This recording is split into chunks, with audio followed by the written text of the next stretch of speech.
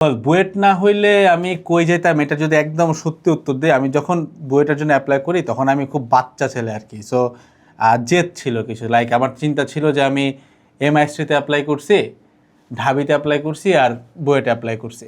So বুয়েটের ভর্তি পরীক্ষা আস্তে আস্তে হয়েছিল গিয়ে কি ঢাবির কলটা শেষ হয়ে গেছিলো, আমি ঢাবিতে আর ভর্তি হয়েছিলাম না, কারণ আমার জেদ ছিল যে বুয়েটে লাগবে।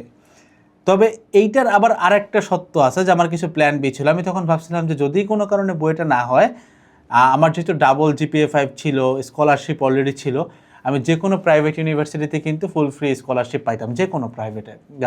সো ইনশাল্লাহ আমি ওইগুলো একটু ট্রাই করেও দেখতাম। তবে হ্যাঁ, আমি যদি এখন ওই সময় ফিরে যেতে পারতাম তাহলে আমার কাছে মনে হয় যে আমি অনেকগুলো ফর্ম তুলতাম। তখন ফর্মই তুলছিলাম 3টা, এমআইএসটি, ঢাবি, বুয়েট।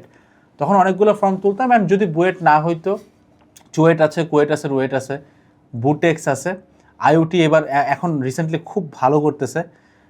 ভার্সিটির মধ্যে ঢাবি আছে, জাবি আছে, জবি আছে, রাবি আছে, মানে অপশনসের অভাব নাই।